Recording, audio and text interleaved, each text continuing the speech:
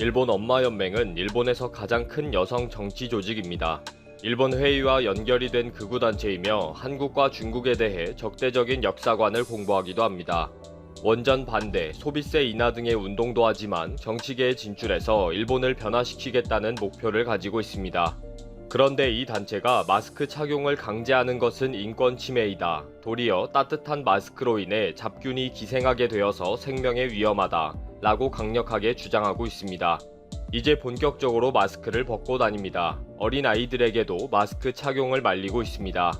이 단체는 더 나아가서 백신은 위험하다. 백신 때문에 C19에 감염되게 된다. 라고 주장하면서 C19 백신을 거부한다. 라고 계몽 활동을 하고 있기도 합니다.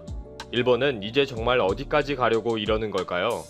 일본 엄마연맹은 엄마의 사랑이 세계를 구한다. 요람을 흔드는 손이 세계를 구한다. 라는 구호로 의료, 교육, 환경 등의 문제를 사회에 던지는 계몽 활동을 한다. 엄마의 힘으로 건강한 사회를 창출한다를 목적으로 하고 있습니다. 그러나 실제적으로는 상당한 극우 단체의 정치 성향을 가지고 있다고 보기 때문에 일본에서는 정치단체로 보고 있습니다. 회원 1000만 명 목표, 회원 모집 중이라고 하면서 전국 41개 지부를 개설했고 47개 도도현 지방의원을 배출하는 목표를 가지고 있습니다. 내년 지방선거와 참의원 선거에 적극 출마해 의석 획득을 공식적으로 목표하고 있습니다. 특히 일본의 역사를 수정해야 한다는 취지에서 한국이 주장하는 위안부와 징용공 문제의 진실을 알아야 한다. 중국이 주장하는 난징 대학살도 엉터리이다 등을 공부하기도 합니다. 극우 집단인 일본 회의와 동일한 역사관과 정치색을 띠고 있습니다. 일본 엄마연맹은 6월 27일에 전국 지부에서 동시에 모임을 가집니다. 제목은 C19는 무엇인가 그리고 앞으로 어떻게 될까입니다. 모임에서 C19 소동은 웃기는 일이다. 독감으로도 매년마다 3,000명이 죽는다. 겨우 1,000명이 죽었을 뿐이다. 등의 의견을 나눕니다. 특히 작년 12월에 반백신 의사로 알려진 사토루 우치미가 자신의 공식 유튜브에 아베노 마스크는 바보 같은 짓이다. 마스크로는 C19를 방지하는 효과를 얻지 못한다. 몸이 좀 아픈 것 같다는 사람만 착용하면 된다. 마스크를 착용하게 되면 도리어 잡균이 번식하게 되고 감염을 유발하게 된다. 호흡 곤란이 더 위험하다. 양치질만 잘해도 된다. 마스크를 하는 것은 절대 추천하지 않는다. 라고 발언했습니다. 이 동영상에 일본 엄마 연맹이 영향을 받기 시작했다고 보고 있습니다. 여기에서 모여진 의견을 가지고 7월 10일에 한 지부가 페이스북에서 마스크 착용 강제 반대 운동을 본격적으로 전개하기 시작했습니다. 본격적으로 일본 엄마연맹은 아이들에게 마스크를 강요하는 것은 반대한다는 서명 운동을 하고 있습니다.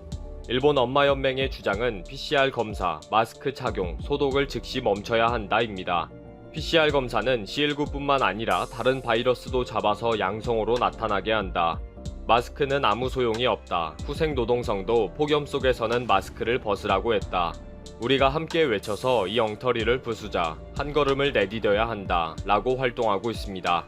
후생노동성 출신 인사들이 백신이 완성될 때까지 조심하자. 일상생활에서 조심해야 한다. 라고 주장하는 트윗에는 엉터리이다. 일상생활을 강요하지 말아라. 인권 침해이다. 라는 반발을 하기도 합니다. 사실 C19는 감기다 라는 주장은 이 단체가 처음 한 것은 아닙니다. 일본 내에서 이런 주장이 하도 많이 있어서 자연스럽게 받아들이는 일본인들이 정말 많습니다. 한국보다 10배 가까이 사망자가 많이 나오는 상황에도 일본은 사망률이 세계에서 제일 낮은 특별한 나라이다 라는 헛소리를 정말 믿기도 합니다. 게다가 팩터 X가 있어서 C19에 강하다는 주장을 계속하기도 합니다. 후생노동성이 C19는 감기의 일종입니다. 라고 발표한 것을 공식적으로 발표한 적도 있습니다. 일부 의사들이 앞으로 C19는 감기라고 생각할 필요가 있다. 라는 주장을 많은 언론에서 기사화하기도 했습니다. 이러다 보니 국민주권당의 히라스카 마사유키처럼 C19는 그냥 감기일 뿐이다. 일본인들에게는 팩터 X가 있기 때문에 C19는 전혀 문제가 되지 않는다. 그리고 일본인들에게는 면역력이 이미 생겼다. 그래서 우리는 마스크를 벗고 축제를 해야 한다. 라고 주장하고요. 그래서 마스크를 벗고 조밀하게 모여서 노래하고 춤추는 클러스트 페스티벌을 합니다. 일본 엄마연맹은 C19 백신도 맞지 않겠다는 활동을 하고 있습니다. 정말 멋쟁이, 잘생겼다면서 일본의 엄마들이 좋아하는 사토루 우치미는 백신도 위험하다는 주장도 하는 의사입니다. 백신을 맞는 것이 더 위험하다. 백신이 도리어 면역력을 떨어뜨린다. 인구를 줄이려고 하는 음모일 수도 있다. 등을 주장했습니다. 그리고 C19의 백신을 맞으면 그 순간 무증상 감염자가 된다. 라고 경고하고 있습니다. 이 말에 엄마 연맹은 기겁을 하면서 C19 백신 거부 운동을 펼치고 있기도 합니다. 아베 정부가 방관하고 올바른 정보를 주는 역할을 하지 않다 보니까 정말 별의별 흉흉한 소문과 거짓 주장이 판을 치고 있는 일본입니다. 전 세계에 이런 나라가 어디에 있을까 싶네요. 엄마들이 나서서 우리 아이들에게 마스크를 쓰라고 하지 말아라 라고 주장하고 있으니까요. 다소 자국 중심적이며 보수적인 일본 언론들조차 한국이 미국을 감동시켰다며 극찬을 이어가고 있습니다. 게다가 일본 현실을 적극적으로 비판까지도 하는데요.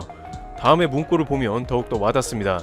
일본에서는 왜 이런 작품이 못 나올까요? 그것은 일본 관객의 태도에 있습니다. 한 일본 매체의 말입니다. 이와 같은 논의를 일본에서 하는 것은 금기시되어 있는 일입니다만 일본의 주요 언론 중 하나인 마이니치에서 이러한 취지의 사설이 게재되니 적지 않은 논란을 일으킵니다.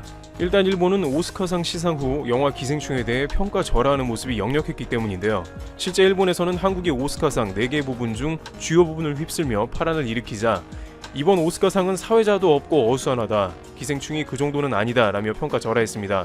그런데 이런 상황에 다른 나라도 아니고 미국의 가치관을 한국이 흔들어놨다는 뉴스는 그야말로 쇼크라는 것입니다. 마이니치는 미국적 가치관을 움직였다라는 제목의 사설을 싣고 본 감독의 기생충이 미국 영화계 최고의 영예인 작품상에 선정됐다면서 변화의 물결을 느끼게 하는 사건이라고 평가했습니다. 그러면서 독특하면서 한국 영화가 미국 사회를 감동시킨 예리한 해석까지도 곁들이는 모습이 나오는데요.